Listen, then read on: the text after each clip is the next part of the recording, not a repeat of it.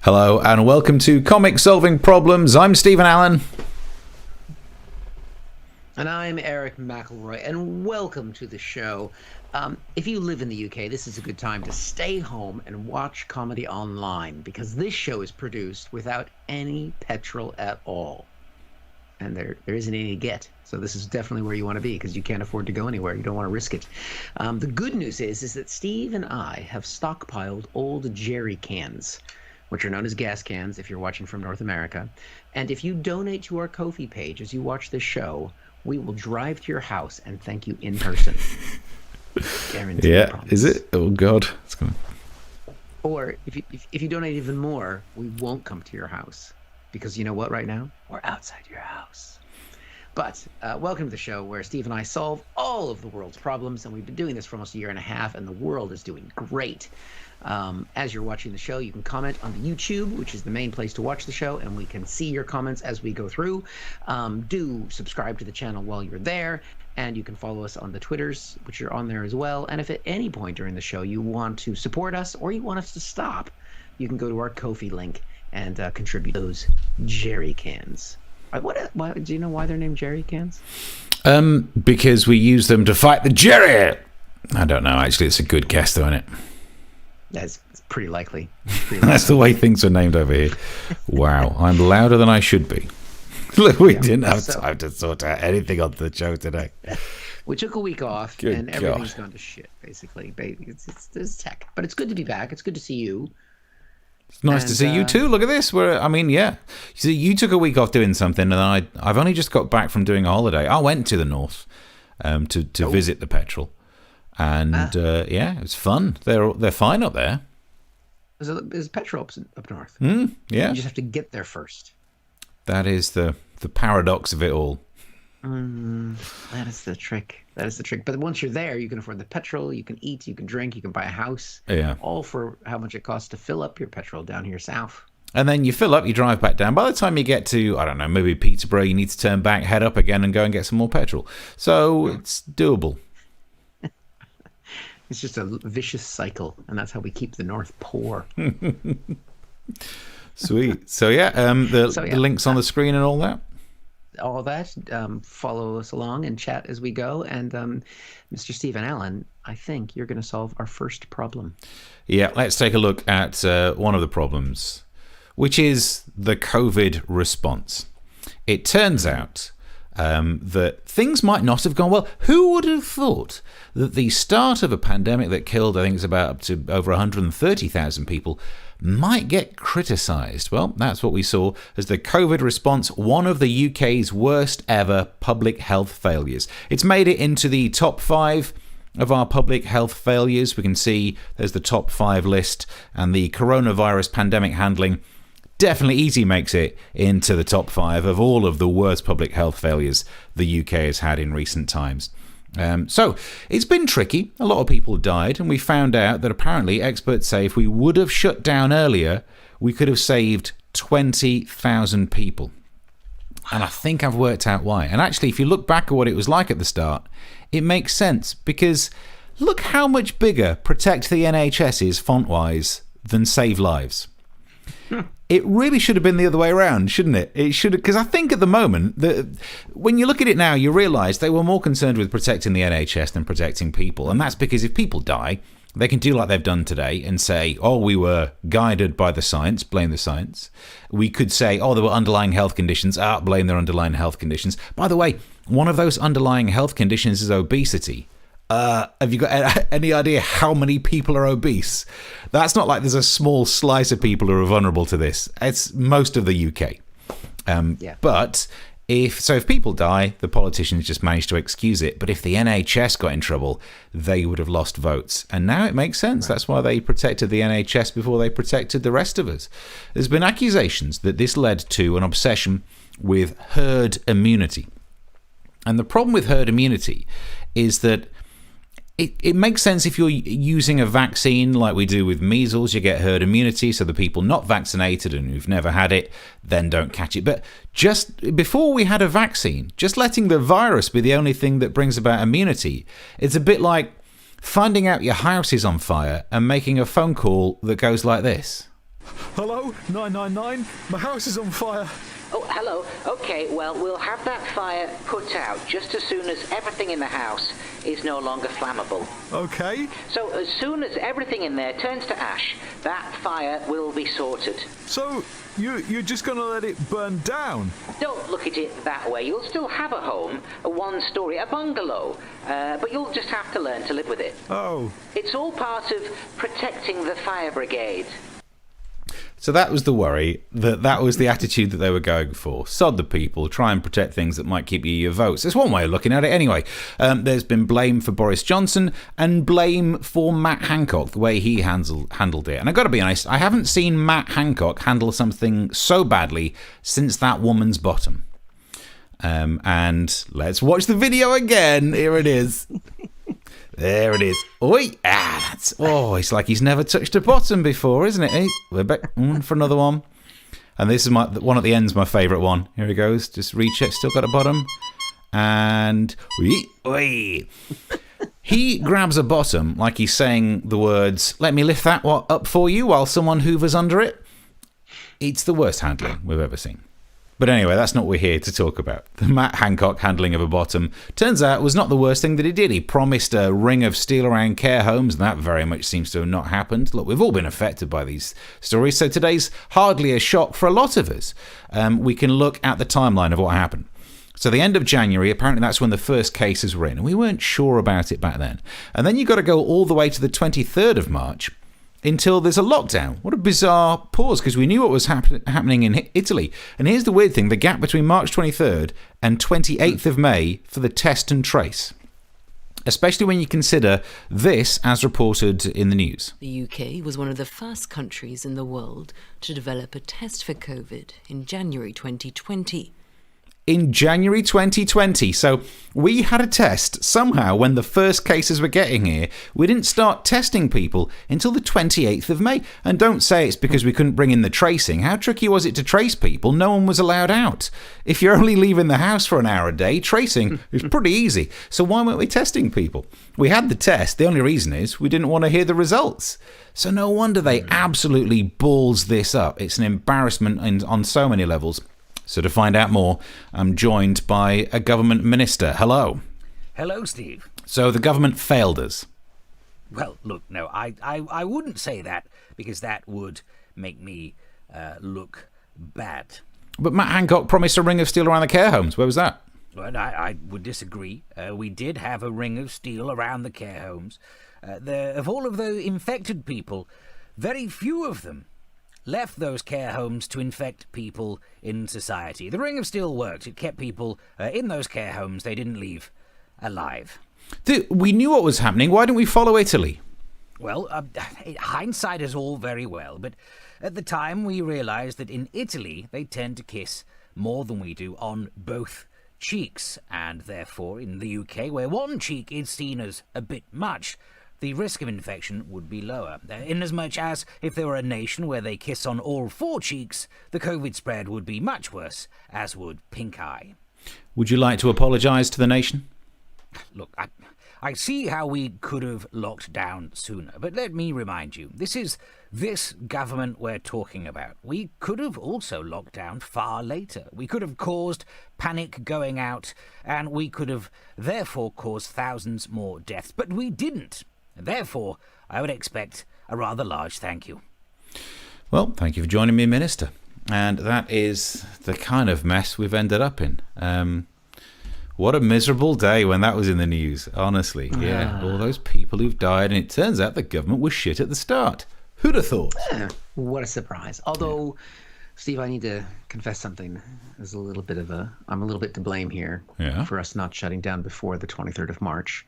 Because I do remember that the 20th, 21st, and 22nd of March, and I did have 3 really good gigs that weekend. Right. And I made a call, and I just didn't want them to get canceled. And that worked out in the long run. Yeah. Yeah. I mean, they were good gigs. Yeah. I remember them. I don't remember a lot of gigs, but those gigs I remember because they're the last ones for a while. I still remember mine as well. Wolverhampton and Camden. That was my last weekend of gigging before it all shut down. It was the Friday night. It was at a theater and it was packed. And someone offered me a joint, so that was fun.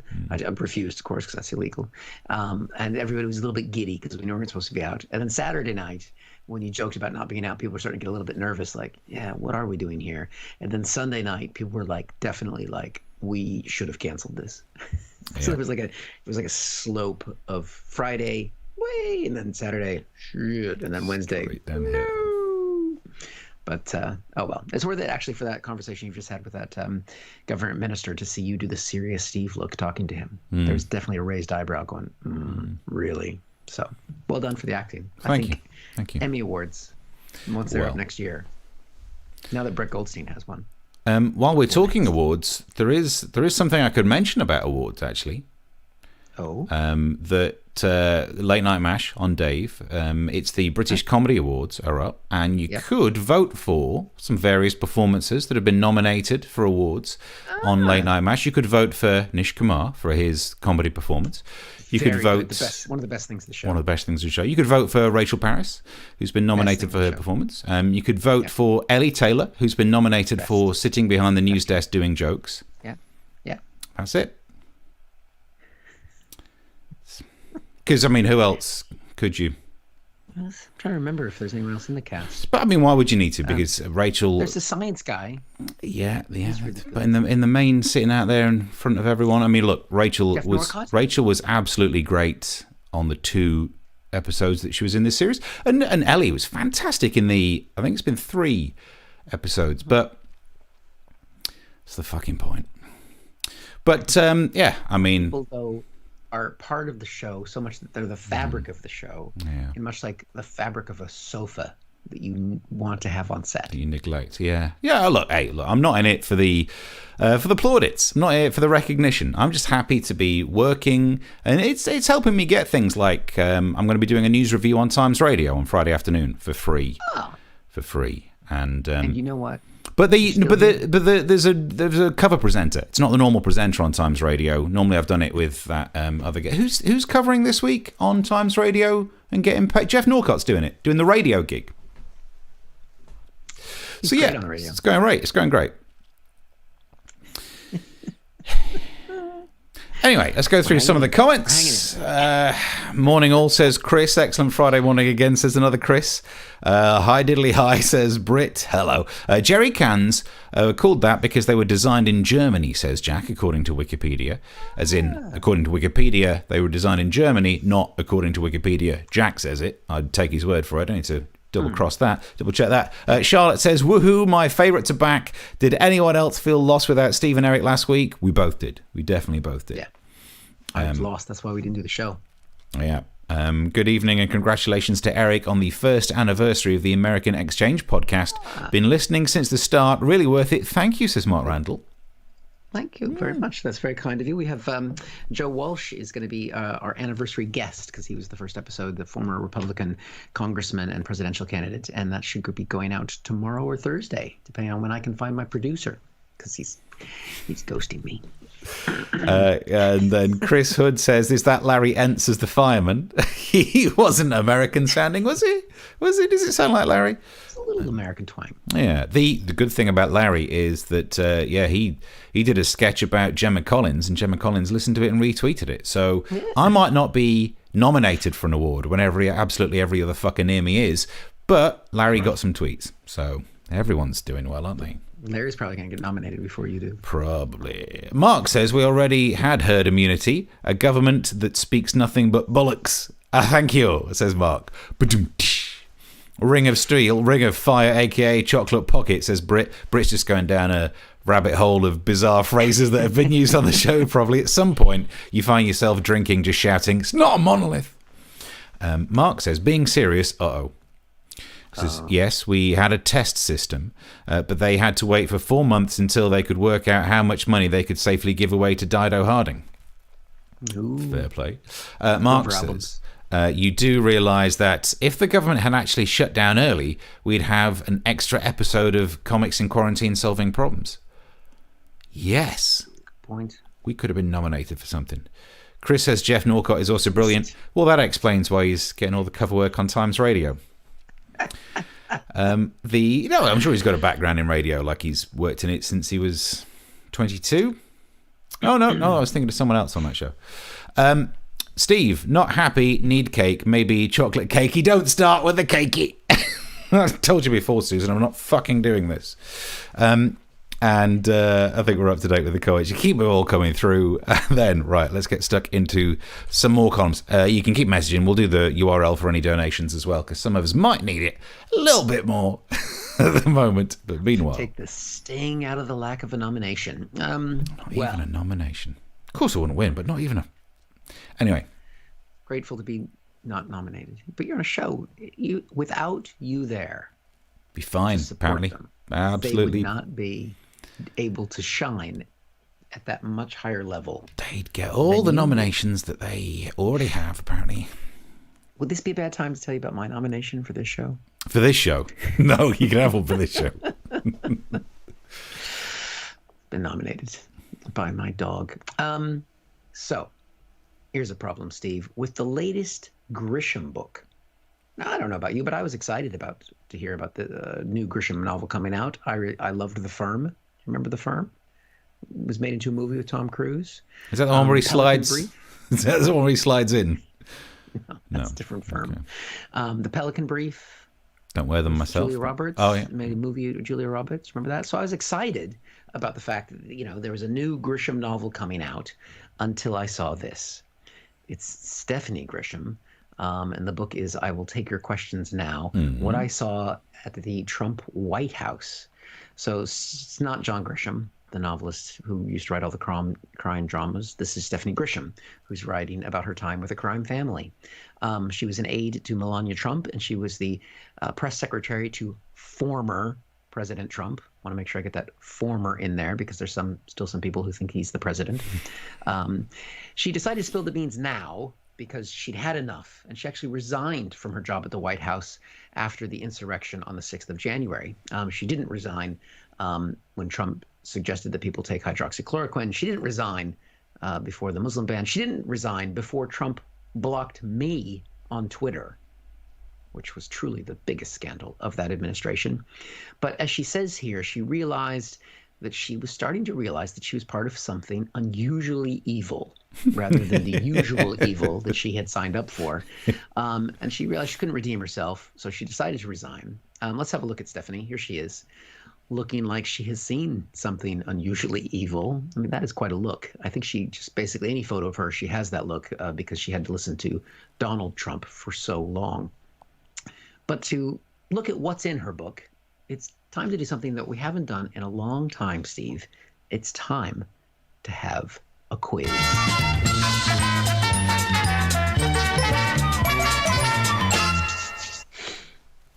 Are you ready to play? Yeah. Yeah, let's get it in. Are you going to give us the standard Steve response to being on a game show? Do you know, it's just nice to be here. I've had a lovely time, and it's nice to be here and nice to get out of the house, and I don't mind going home with nothing. There we go. And you know what? You will.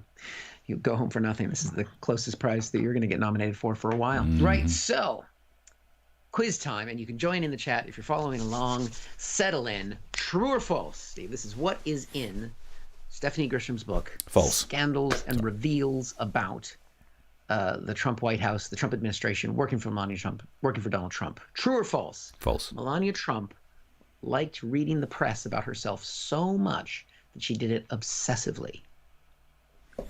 That feels like exactly the kind of thing both A, she do, and B, had the time to do. I don't think Melania was doing much other than hiding from Donald, so let's say true. You're going to say true? I'm afraid that is false. Oh, I got my dinger here. Hold on, let me remember what my dinger Gotta is. get your dinger out to the internet. There we go.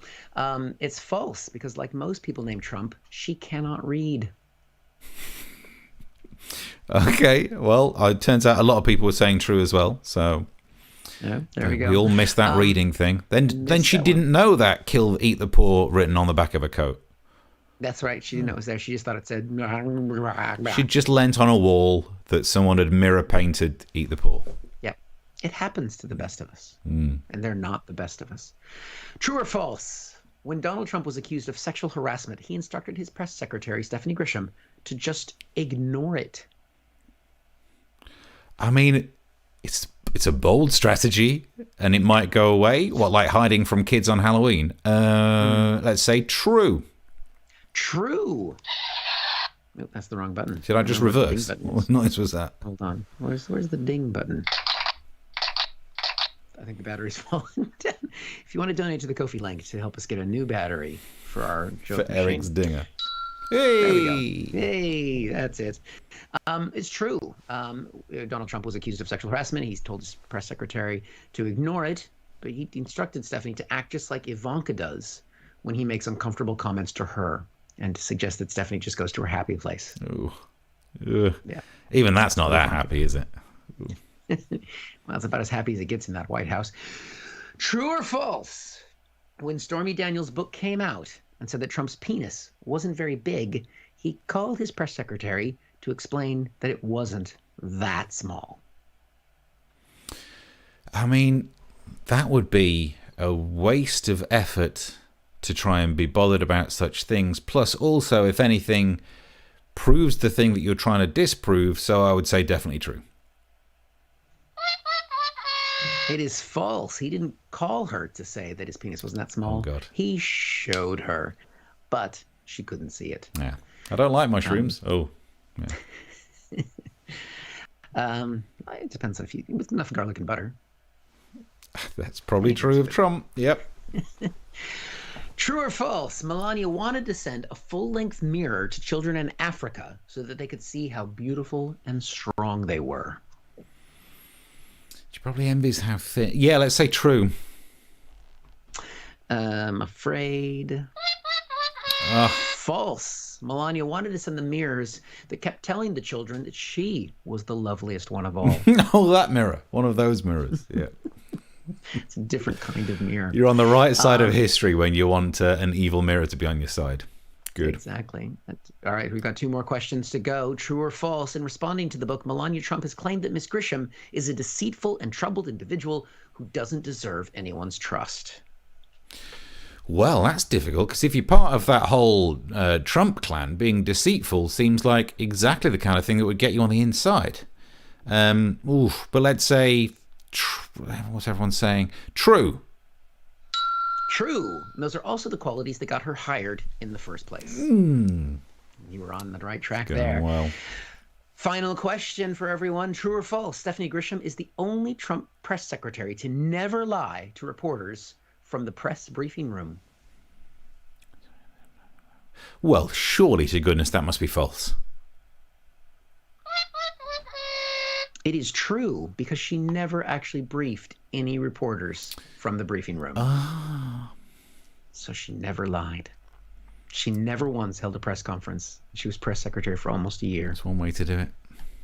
That is the way to do it, especially if you're representing him and his little ginormous penis.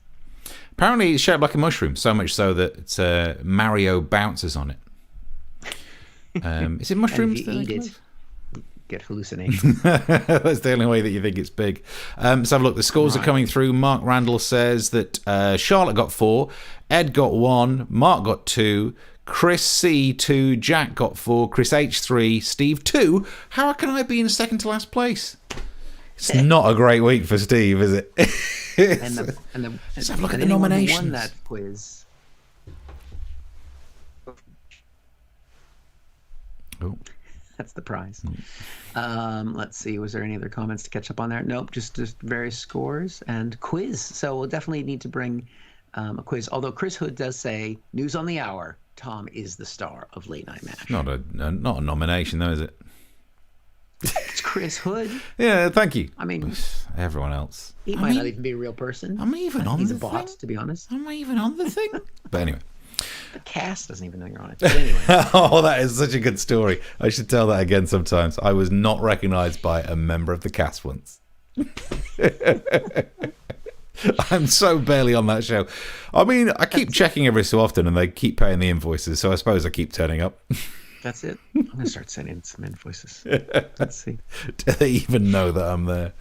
Oh, dear.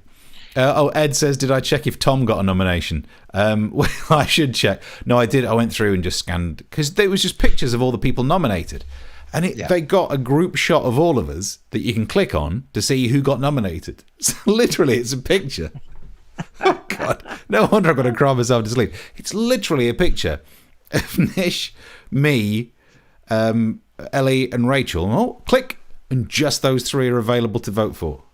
Okay. At least they didn't like Soviet Union use out of the photo. just Microsoft Paint across the face. It's so easy to do that. They could have done that. That would have been worse. Yeah, that's true. Would it have been worse? Because I was so got my hopes up in that coffee shop. Oh my God, I've never been nominated for, and I still haven't. Thanks. Yeah. There's always, There's not, is there? Do they do retroactive nominations for prior series? Anyway, I'll nominate you. I'm gonna have to flip in, because don't get me wrong, I would have voted for myself. That's the only reason I clicked on the link, thinking, I'll get one vote, because I get 3 votes because I got a few email addresses. So let's see what I could do. But nope, not available. Anyway, get chatted in the YouTube version of the chat. There it is, and on to the next problem, shall we? Yes, please. I want to do some environmental stuff because, that's what people like these days. Talk environment. And normally, if you're talking environment, you're going to get yourself a picture of something like a duck with a bit of the plastic from a 6-pack of beer. And no one ever says, maybe these ducks should just drink less. Why are we not having the conversation that needs to be had? They're always like that. No wonder they can barely walk straight. But that's not even the silliest thing this week. Ducks with the things around them, or foxes with the things around them, even better than that, or worse, depending on what kind of morals you've got, is the story of an elk that lived for 2 years with a rubber tyre around its neck. It's finally been freed, everybody. We get to talk happy stuff. Here's a picture of it, by the way. There it is. They sent in some experts, and I guess the experts checked its alignment and made sure the tread was okay. Were they that kind of experts? It was probably other kind of experts, because there's a chance that could have passed its MOT, depending on which garage you go to. But they've now sorted it out. The theory is that apparently it stuck its head through before it grew some antlers, and then you can't take the damn thing off. And there was a steel bit of the tyre, which meant they couldn't cut the tyre off, so they ended up having to wait until they could trim down the antlers, take the thing off. 24 months. 24 months that thing had that tyre around its neck. I think that, must be horrible. I wouldn't even know how you would describe 12 months like that. Goodyear? No, I think it was Pirelli. Thank you. Thank you very much. How is this not nominated? How are we not getting nominations? It makes no sense to science. It makes no sense. Inexplicable. Yeah, inexplicable. But anyway.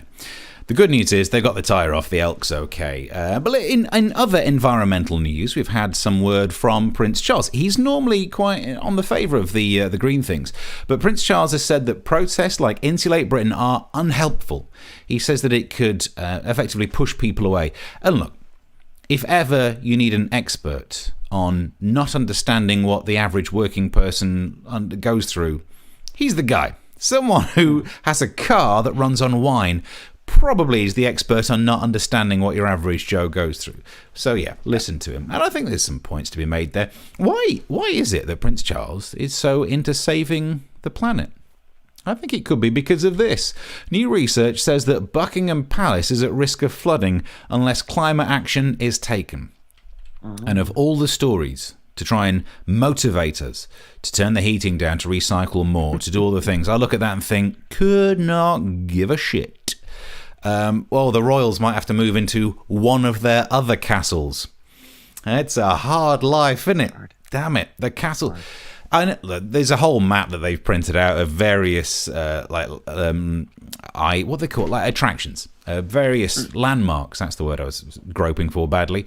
Various landmarks that could be flooded if the sea levels continue to rise. Buckingham Palace is on the list. I guess half the London Eye is probably on it as well. Because the top bit would be fine, but the bottom bit you just have to hold your breath when you go. And to be fair, you already hold your breath when you go on the bottom bit because London smells of wee, but it'll just change. So the various things. Could you imagine what it would be like to have Buckingham Palace flooded? I can. It's simple. And yet, for some reason, Sky News bothered to give us this picture. There we go. I mean, it's just a bit like there's a moat, which is quite in keeping with the design. I mean, if that is the level of flooding that they get, they have made a mistake with corgis. Because if you would have gone with a longer-legged dog, maybe a greyhound, maybe a whippet, you could have had another 10 years living in that place. But the poor little buggers will just be blowing bubbles and dying there. So that's that. Look, I tell you who I feel sorry for out of all this. It's not really the royals having to move out because, as we say, they've got other places. The corgis, of course, they'll be rescued first. And if we do have a problem with sea levels rising, other people will be impacted more. But do spare a thought for Prince Andrew. Because if he ends up living in a place like that, he'll look like he can sweat. And that is going to ruin an otherwise totally watertight alibi. Watertight, there's an extra pun in there. Thank you. Yeah. So there you go. We're up to date with what's happening in the world of environmentalism. Well, I mean, what's good about that photo? Can you go back to the photo of the Sky News image? Clearly, that was made by somebody who plays Minecraft. Because that is exactly what the water looks like in Minecraft. That's all they've done, isn't it? They just built a Buckingham Palace in Minecraft. But also, if you can go back to another photo, the one of Prince Charles, if that's easy to get to, in the protester. I like how he's looking at that protester's crotch. Yes, I see the definitely crotch. Much more of a Prince Andrew photo, isn't it? That's great how they've photoshopped him in. Oh, bless him. Yeah, I mean, well, it's good news for the elk. So how did they get the Tyre off in the end? They've trimmed down his antlers. I guess now we're in non-antler season. I don't know. I mean, yeah, they're not in fashion anymore. I don't really understand how elks work. Yeah, you couldn't take him in for a trim before because of COVID risks. So the salons were closed. Yeah, that must be it. So, but they couldn't get the Tyre off. 2 years that thing was walking around looking like it was already mounted on someone's wall. I mean, I've put a few cones on my head when I've had a wild weekend, but not a Tyre. That you've not lived on the old elk juice. Yeah. Okay, where is the elky picture? There it is. Clearly, yeah, good time. It just looks like, if the antlers were there, it looks like someone's really good at circus games. Maybe it's a flotation device. He just doesn't like, he's a nervous swimmer. Do you know what? When all of a sudden everywhere else in the world looks like that, he's going to be pretty grateful for having the flotation device around his neck. And you can make little ponies in Minecraft as well. Oh. I don't play. I know people that play. Of course. Okay. Or sheep or something. It's the comments, and Charlotte says yes because she won the quiz. I mean, congratulations. Eric will send you a prize, which I think is a personalised cameo video of Eric eating a banana. So just send the details. I can eat a pen. Oh, it's banana coloured, though. It's close. Chris C says button mushroom on a beanbag or one-eared space hopper. Let's have a look where we're going. Is that why Ellie keeps taking the time off, says Chris. I probably just to go and pick up awards. Not that I'm bitter. Maybe that's what we need, is less of you on the show. Don't suggest that, because they will. Did they have sound effects for who you clicked on? And no. Good, because the picture of me would just be Eric's wah, wah, wah, wah. There it is. Jack says, was that radial or cross-ply elk? I did think of doing some sort of cross-ply, he was furious ply, but I didn't get that joke in there. Mark says all weather. Intermediate, says Chris, I'm not really sure. Oh, we're talking about the tyre. It's an all-weather tyre. Get a grip, says Ed. That makes sense because tyres have grips. Mark... Thanks for explaining that. I've reached that stage. God. It's not a studded tire. Then it'd be like an S&M elk. Yeah. Winter, put chains on it again. Yeah. What are the tire jokes? What have we got? I'm getting tired of these jokes. Right. Flat. Something like Mark said, in fact, let's see, there might be some of these jokes in there. Brit says, looks like one Prue from British Bake Off's necklace. So yeah, it's a nice bit of bling. Prince Charles doesn't drive a wine car. He is a wine car. Well, it depends how you pronounce it. iBogey says, hello, you've joined late, but never mind. You generally get the idea of what we're doing. Mark says, according to that picture from Sky, Buckingham Palace is pretty waterproof. Look at the inner courtyard. Dry the bone. Where has it gone? Shit. Yeah, that makes sense. It's hermetically sealed against commoners and also to keep Prince Andrew in. Yeah. It has to be. His ankle bracelet only goes so far. Alleged. iBogey says he's wearing horn warmers. Quick question, iBogey. The elk, or are we still talking about Prince Andrew? There is a risk. And but the DPC has been breached. I don't understand enough about palaces to get in there. Please not banana talk, says Charlotte. There's always banana talk.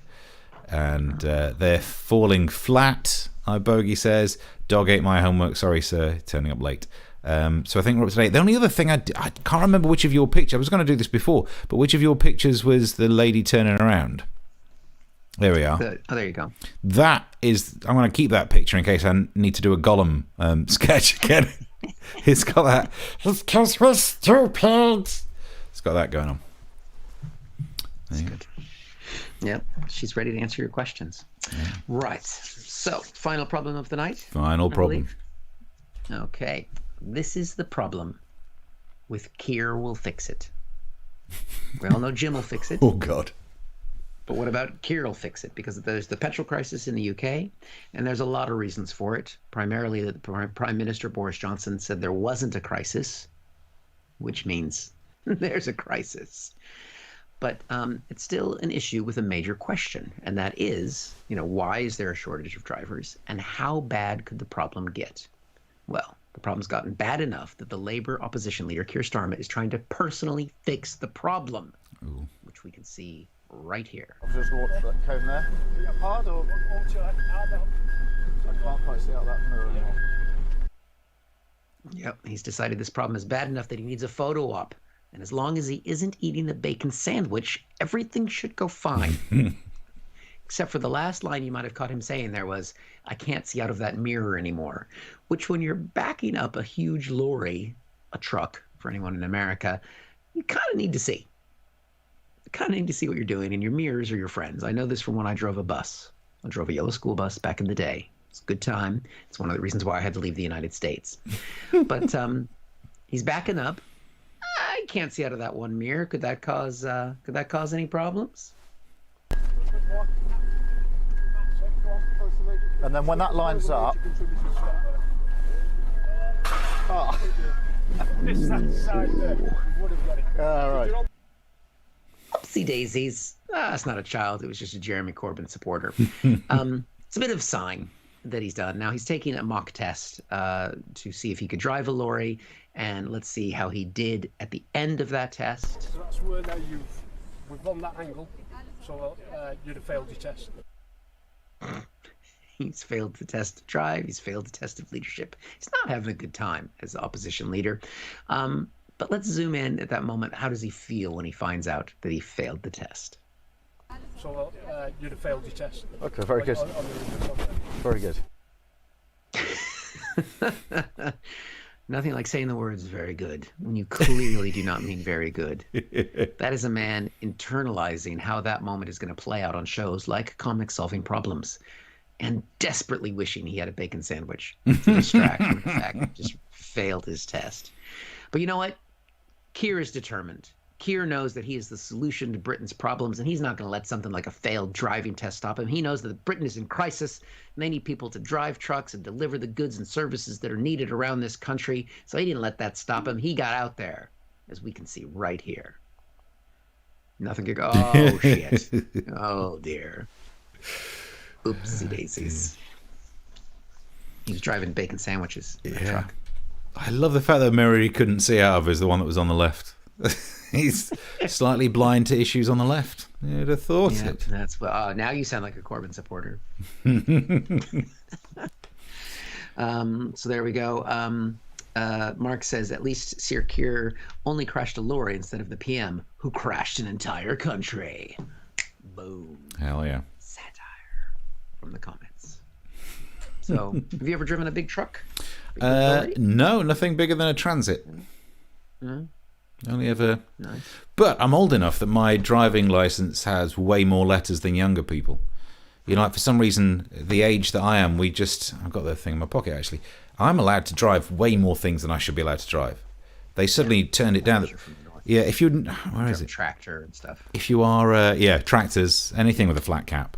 If you're a certain age now, basically, I think you just get a car, a crappy bike, and that's about it. Whereas, I mean, look at all the different things that I'm allowed to drive. It's a crazy amount of shit. Well, why aren't you out there getting us some petrol? Yeah, good point. Well made. Your series is almost coming to an end. Yeah. Well, yeah, I'm going to need some work at some point. 2 episodes left, right? Yeah, 2 episodes left. Not that anyone notices them on it, but yeah. I mean, look, we talked about this, and actually, there's a message that says Gollum method, and I had some moments like that in the car because, look, did you do all right through the petrol shortage? I panic bought at the right time. Did you? And so I topped up and then topped up again. So, yeah.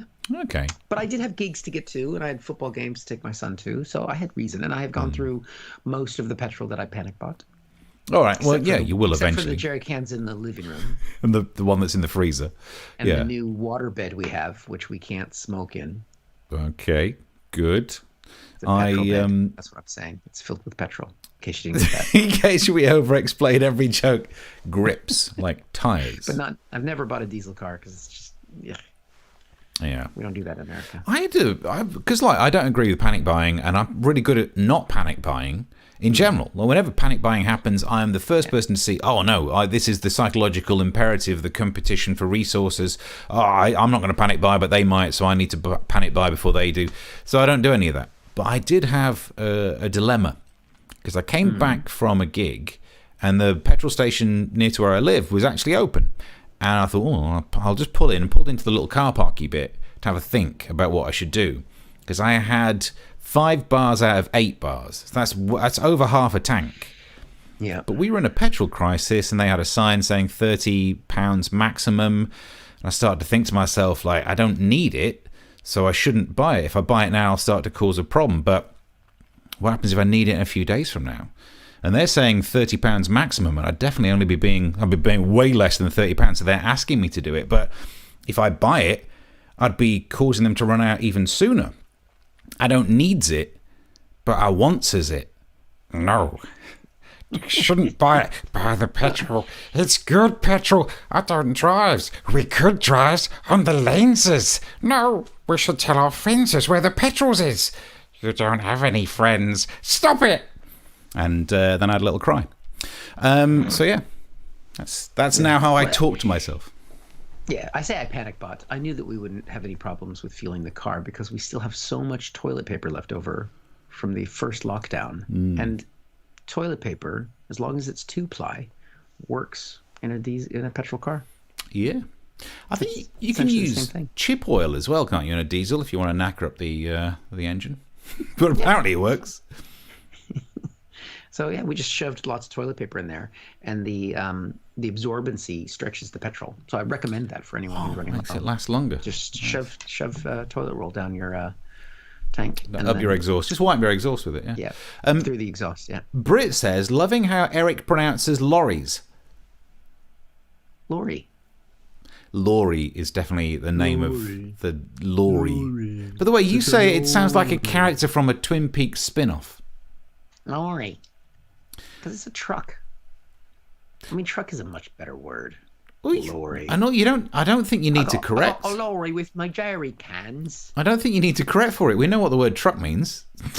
That's not one of those where British people wouldn't have understood it. A truck. Yeah, truck driver. Where did lorry come from?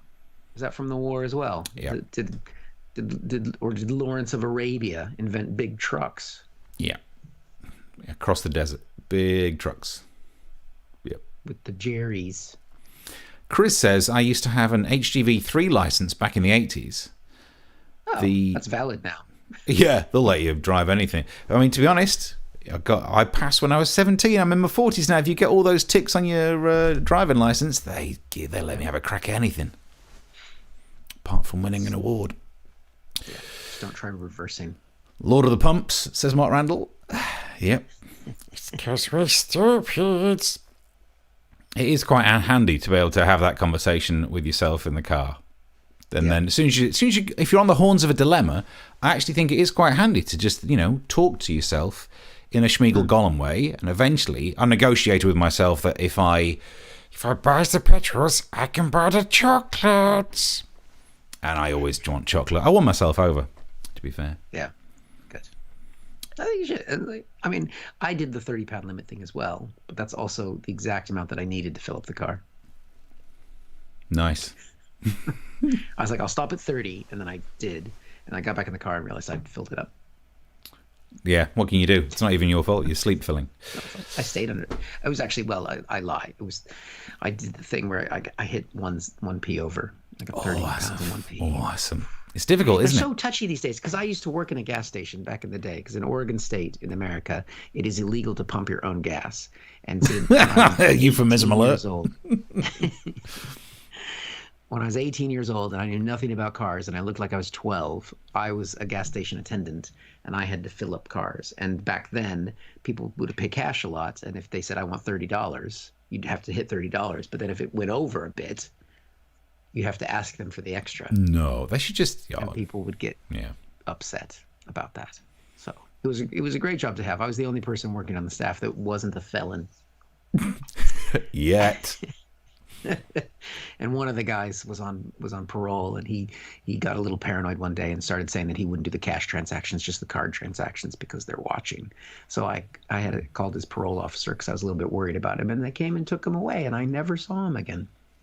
Until tonight, and we've got him here for you. Would you please welcome the guy's going to stab you? Yeah. True story. True story. Good times. Ed's got a test for you. I think this is a test for you rather than for me, although, where I'm from, my accent is often flawed. But Ed says, complete this sentence. Scottish actor in Dad's Army, John. Laurie. I don't know. I think I'd never seen Dad's Army. Who was the... Because I mean, it's not Le Mesurier. Hang on. Scottish actor... Dad's Army. Yeah. This is the fun part of the show called Steve and Eric Google Things. John Peyton Laurie, born 1897, and you're not aware of his work, Eric? Honestly, I thought you were up to date with pop culture references. Slightly younger than I am. 97. Shit. Chris wants you to pick between mirrors and mirrors. Mirror. Correct. Mark says, from November 2013, more than 100 buses will be run on diesel made from used chip oil as part of a pilot scheme. All buses from Barking Depot will now run on a blend of 80% diesel, 20% biodiesel. So they do... No wonder it smells of chips, but also it's Barking. It just smells of chips. Making me hungry. Victoria says, if I remember rightly, they've converted a bus to run on poo. You fell for that, did you? That old chestnut. Someone with a little pretend cap that says bus conductor. Yeah, I love poo in this bag. And you thought you were helping out. Slows down. Right, everybody? Time to fill her up.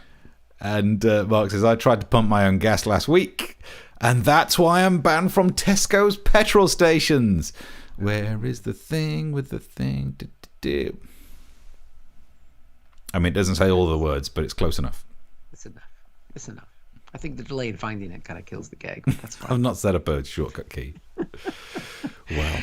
Right. Well, I think we're done. You've got a couple more episodes of Late Night MASH that people can catch. Also, if they want to see you live, you're performing at one of our sister venues in Hampton this Saturday called the Hampton Hub. And if you want to see Steve and Alan in action with Nathan Caton and Luke Tolson and Grania Maguire, who writes on Late Night Mash as She well. writes on Late Night Mash, also not been yes. nominated for anything. So There you go. Make sure to tell her that when you see her on Saturday night.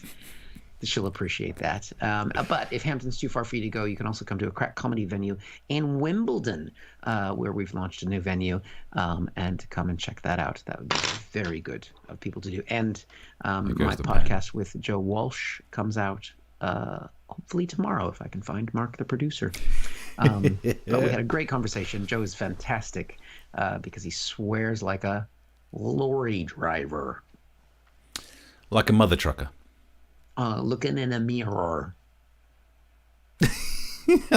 Now I don't know if your thing's out of sync or not, because when you try and do a British accent, no way. There's no way to, even AI couldn't work out if you're actually talking properly. Yeah, here you go, mate. Look in the mirror and drive my lorry. Keir Starmer couldn't look in the mirror. Brit says, would you rather... Keir Starmer couldn't look in a mirror. He can, but he sees no reflection. That's the weird thing. Brit says, would you rather travel on a chippy bus or a shitty bus? Probably once you eat the chippy, you could make the shitty. Yeah. Get a twofer. And Mark says, from November 2014, the UK's first bus powered entirely by human and food waste has gone into service between Bristol and Bath on biomethane gas generated through the treatment of sewage and food waste. If we're not laughing, we're learning. And we're not laughing, so we're probably learning. Yeah, we're not doing either for most of this show. Yeah, so anything else you want to plug there? What's the fucking point? What's the fucking point? You sound like me the other week. Anything to promote, Eric? Nah. Yeah, I'm 2 episodes left. Turning up for free on various radio stations where people I work with are going to get paid. I'll be on GB News on Sunday. I'm going to go back on Andrew Doyle's show. You're doing that? Live audience? Mm-hmm. Live audience, live on telly. So, yeah. Pretty sweet. In the belly of the beast. Yeah, I mean, and you're still no qualms about doing it. That's the thing. I mean, look, as long as you're still saying the thing you believe, some qualms. You got some qualms. I like Andrew. He's nice enough, even though I think he's. But I told him recently. I said, I don't like getting Twitter spats with people I know. I said, but some of the things you say, I really want to fight with you on, but I don't. And he's accepted that. He's like, yeah, all right. He doesn't give a shit. So. Right. So, Edward's retracted a message. I love retracted messages. I always wonder what they are. So look, WTFP, says Chris. What the fuck, P? What the fuck, petrol? Yeah, the what the fuck What's petrol? the fucking point? What's the fucking point? Fucking point. There you go. That's what that is. We got there in the end. Yeah. So, well, you can, but Steve will be really excited to be in Hampton on Saturday, won't you, Steve? I won't be going on about not being nominated much. Just, it's a 20-minute set. Maybe I do 11 minutes on that. And then a joke about being from Mansfield. Oh, my hosting. So I'm going to go on about it 3 times. Every time I'm back on stage. Just give it a mention. Big hand for someone who probably would have been nominated. Your host for the evening. You might have seen him not be nominated. Which is fine. It's fine to not be nominated. It's just when everyone around you has been, you feel like, okay. What? Not the girl that replaced Ellie for a few shows. Oh, you're right. So I'm down at the stand-in level. You're right. No, I am. I'm definitely down at the stand-in level. I'm on a par with the stand-ins. Great. Yeah, but she's not been nominated this series, but next series, you know it's going to happen. I didn't get nominated for my appearances on Late Night Mash either. What? Yeah, you're in the audience for one of them. In the audience. Been in the audience like 3 times. Yeah. Well, do you know what? I mean, if you're turning up an Andrew Doyle show with a live audience, that's comedy and it's a TV network, so it could get nominated for stuff. The next thing, you're going to get nominated for that, aren't you? Bloody hell. We both know that's not going to happen. Didn't Rosie Jones get nominated as well, says Mark? Yeah, she did. Thank you for doing the research. Well done, Rosie. Yeah. And Jeff might have done as well. I didn't look. I just, I'd already hit the stage I'm sure he did. Yeah, I'm sure he did. Sure he did. Doesn't really need it, though, because he's so good on radio. So good. Get a radio nomination. So experienced on radio. And he's going to win a fucking Sony. Yep. It doesn't even exist anymore, but he's going to win one. Well, at least you got to witness the point when I gave in. And you were here for it. So we know, all right, so we've got a problem to solve for next week. We'll work on we'll nominate you for something for next week, okay? I'll give you a little, let's see. Already given. And I'd like to nominate Stephen Allen. Except the batteries died on the clap. Even that. Even that won't get me there. Brilliant. That's about right. There we go. Well, if you enjoyed what you've seen or just want to help Steve as he heads off to the funny farm, the Ko-fi link is there. We appreciate you watching. You can check out other little clips that we've done and our other stuff on socials. Otherwise, we will see you next time. Till then, bye. Bye. Thank you for watching this from Comic Solving Problems. And if you feel like it, go ahead and like the video. Or subscribe. Commitment.